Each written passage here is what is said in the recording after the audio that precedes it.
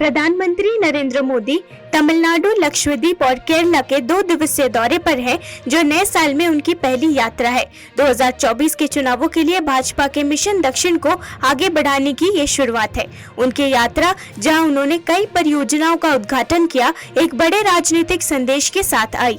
नई संसद में सेनगोल की स्थापना का हवाला देते हुए प्रधानमंत्री ने इस अवसर पर कहा, तमिल संस्कृति और परंपरा की हर जगह पर चर्चा है। अन्य उदाहरणों के रूप में उन्होंने काशी संगमम और सौराष्ट्र संगमम का हवाला दिया, ऐसे त्योहार जिनका उद्देश्य देश की सांस्कृतिक विविधता को उजागर करना और लोगों को तीर्थ केंद्रों से फिर से जोड़ना है।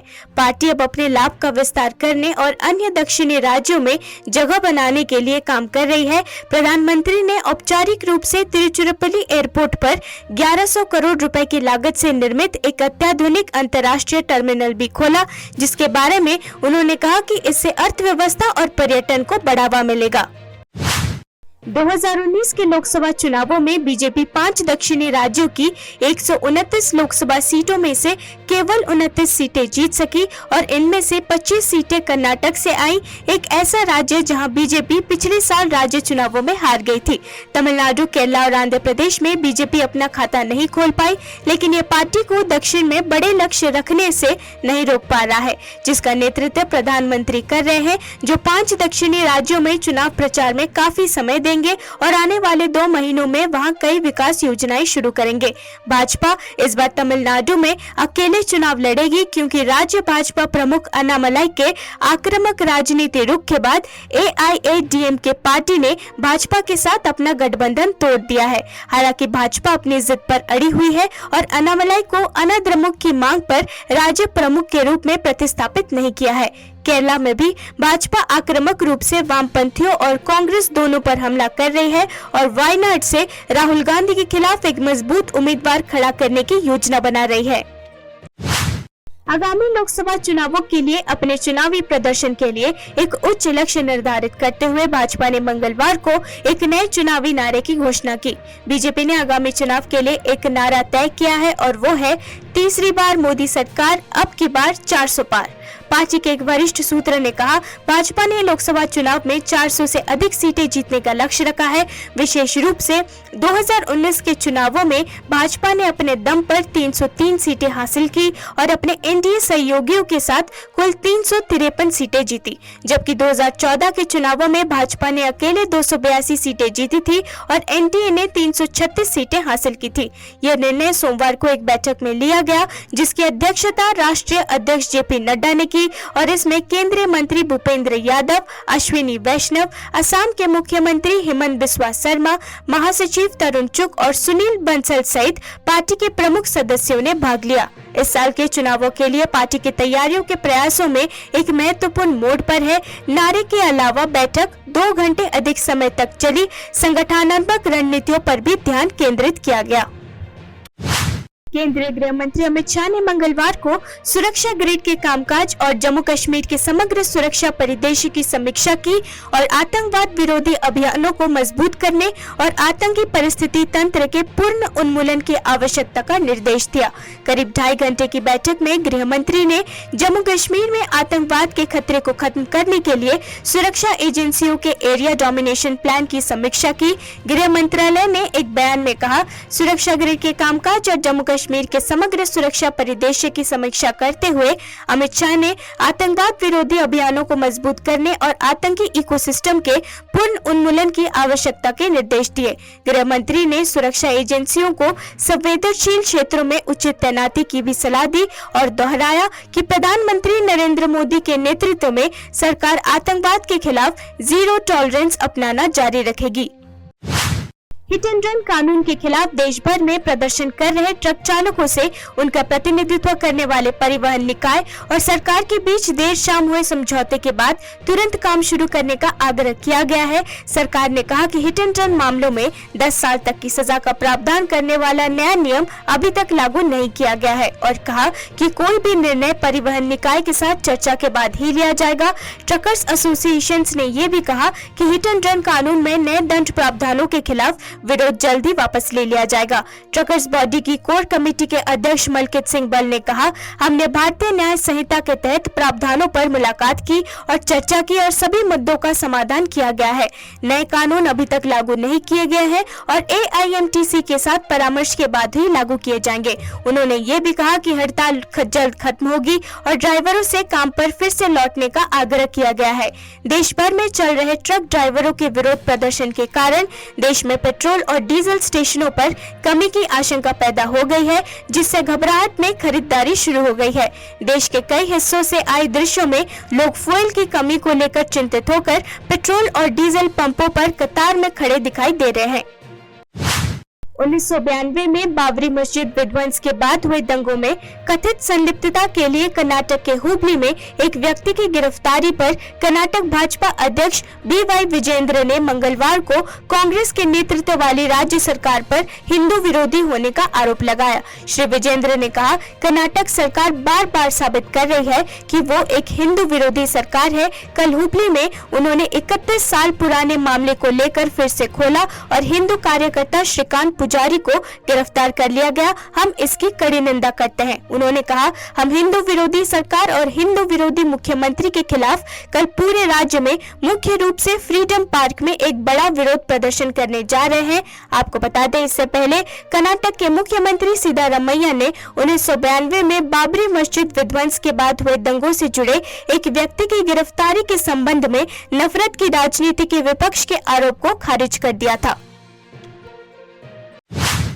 नए आपराधिक संहिता के हिट एंड रन प्रावधानों के तहत सजा में बढ़ोतरी को लेकर ट्रांसपोर्टरों की हड़ताल को लेकर कांग्रेस सांसद राहुल गांधी ने मंगलवार को केंद्र पर हमला बोला। राहुल गांधी ने सोशल मीडिया प्लेटफॉर्म X पर पोस्ट किया, प्रभावित वर्ग से चर्चा किए बिना और विपक्ष से संवाद किए बिना कानून बनाने की जिद लोकतंत्र की आत्मा पर लगातार हमला है। जहां 150 से अधिक सांसदों को निलंबित कर दिया गया, वहीं शहंशाह ने संसद में भारतीय अर्थव्यवस्था की रीढ़ ड्राइवरों के खिलाफ एक कानून बनाया जिसके घातक परिणाम हो सकते हैं। साथ ही इस कानून के दुरुपयोग से संगठित भ्रष्टाचार के साथ साथ वसूली तंत्र को भी बढ़ावा मिल सकता है। राहुल गांधी ने आगे कहा, लोकतंत्र को चाबुक से चलाने वाली सरकार सम्राट के निर्देश और न्याय के बीच का अंतर भूल गई है। तेलंगाना के मुख्यमंत्री रेवंत रेड्डी ने अधिकारियों को अगले 3 वर्षों में मूसी नदी जल ग्रहण क्षेत्र को विकसित करने का निर्देश दिया है। मुख्यमंत्री, जिन्होंने मंगलवार को मूसी नदी बेसिन के विकास पर एक समीक्षा बैठक की, उन्होंने अधिकारियों से हैदराबाद शहर की सीमा के भीतर 55 किलोमीटर से मूसी नदी जल ग्रहण क्षेत्र को विकसित करने के लिए कहा। उन्होंने अधिकारियों से सभी वर्गों के लोगों के लिए उपयुक्त एक प्रतिष्ठित डिजाइन का चयन करने को भी कहा। उन्होंने कहा कि परियोजना में मनोरंजन पार्क, फव्वारे, बच्चों के जल क्रीड़ा की सुविधाएं, सड़क विक्रेताओं के लिए क्षेत्र, व्यवसायिक क्षेत्र और शॉपिंग मॉल शामिल होने चाहिए। उन्होंने कहा कि अधिकारियों को अन्य देशों में नदी बेसिन क्षेत्रों में पहले से ही शुरू की गई परियोजनाओं के डिजाइन की जांच करनी चाहिए। उन्होंने कहा कि 3 महीने के अंदर काम शुरू हो जाना चाहिए। मुख्यमंत्री ने अधिकारियों से परियोजनाओं का सार्वजनिक निजी भागीदारी मोड में शुरू करने की योजना तैयार करने को कहा।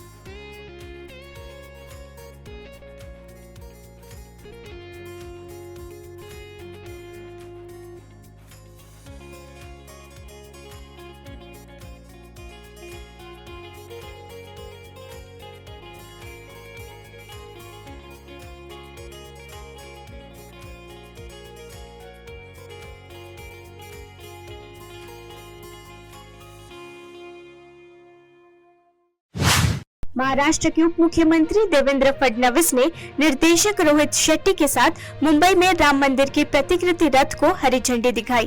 कार्यक्रम में देवेंद्र फडणवीस ने कहा, अयोध्या में 22 जनवरी को राम मंदिर का उद्घाटन होने जा रहा है। हर व्यक्ति वहां जाना चाहता है, लेकिन ये संभव नहीं है।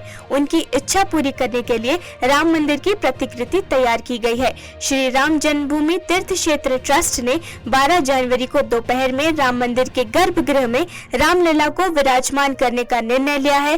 भगवान राम की जन्मस्थली अयोध्या भारत के लोगों के लिए आध्यात्मिक, ऐतिहासिक और सांस्कृतिक महत्व रखती है।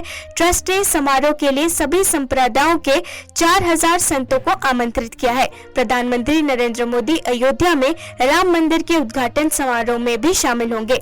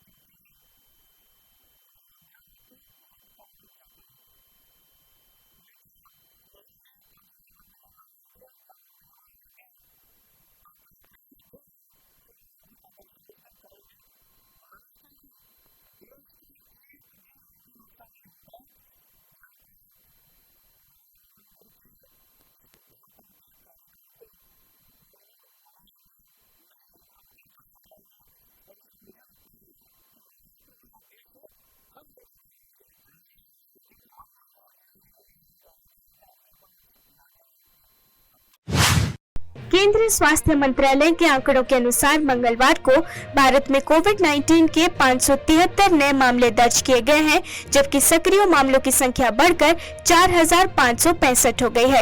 मंत्रालय के आंकड़ों के अनुसार 24 घंटे की अवधि में 2 नई मौतें कर्नाटक और हरियाणा में एक दर्ज की गई है।